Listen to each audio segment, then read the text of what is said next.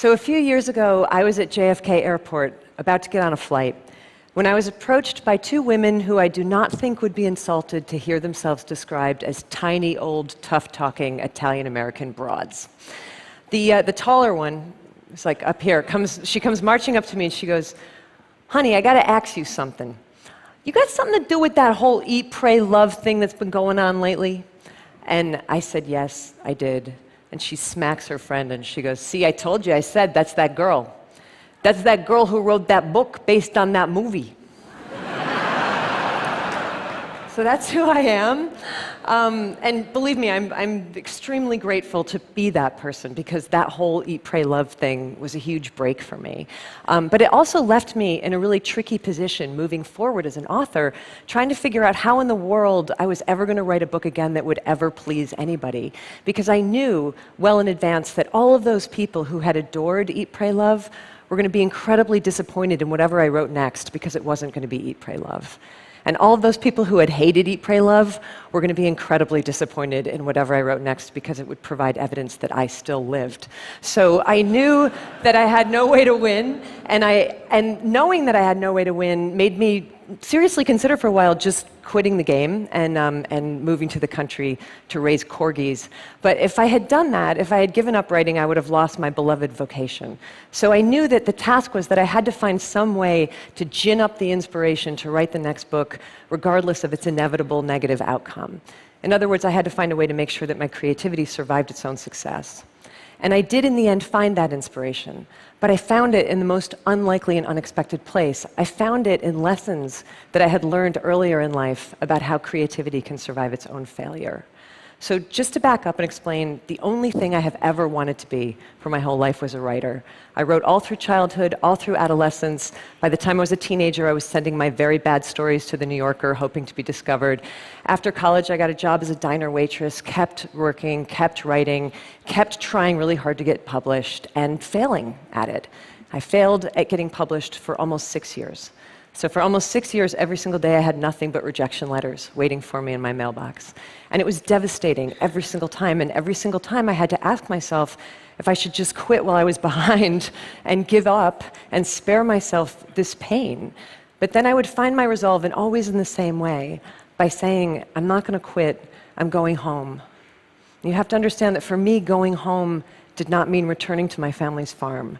For me, going home meant returning to the work of writing, because writing was my home.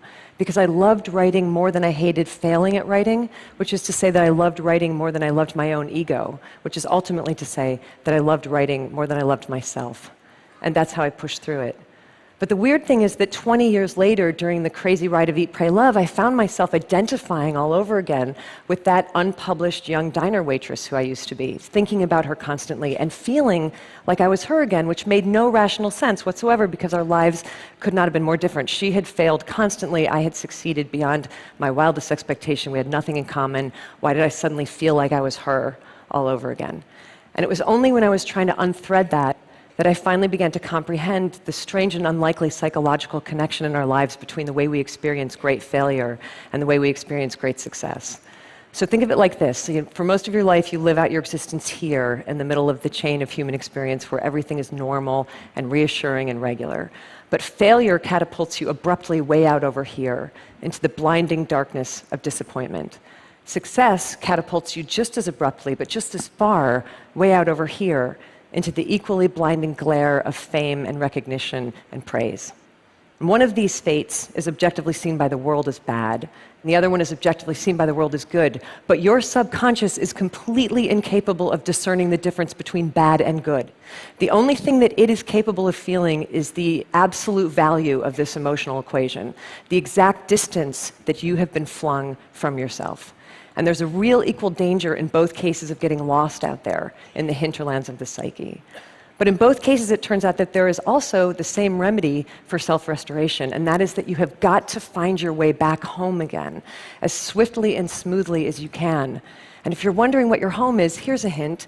Your home is whatever in this world you love more than you love yourself.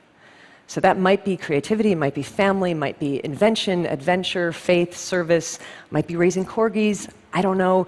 Your home is that thing to which you can dedicate your energies with such singular devotion that the ultimate results become inconsequential. For me, that home has always been writing.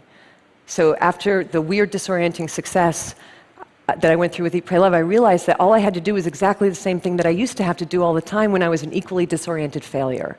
I had to get my ass back to work. And that's what I did. And that's how, in 2010, I was able to publish the dreaded follow-up to Eat, Pray, Love. And you know what happened with that book? It bombed. And I was fine. Actually, I kind of felt bulletproof, because I knew that I had broken the spell, and I had found my way back home to writing for the sheer devotion of it. And I stayed in my home of writing after that, and I wrote another book that just came out last year, and that one was really beautifully received, which is very nice, but not my point. My point is that I'm writing another one now, and I'll write another book after that, and another, and another, and another, and many of them will fail, and some of them might succeed, but I will always be safe from the random hurricanes of outcome, as long as I never forget where I rightfully live. Look, I don't know where you rightfully live, but I know that there's something in this world that you love more than you love yourself. Something worthy, by the way. So addiction and infatuation don't count, because we all know that those are not safe places to live, right? The only trick is that you've got to identify the best, worthiest thing that you love most, and then build your house right on top of it, and don't budge from it. And if you should someday, somehow, get vaulted out of your home by either great failure or great success, then your job is to fight your way back to that home the only way that it has ever been done, by putting your head down and performing with diligence and devotion and respect and reverence whatever the task is that love is calling forth from you next. You just do that and keep doing that again and again and again, and I can absolutely promise you from long personal experience in every direction, I can assure you that it's all going to be okay. Thank you. Thank you.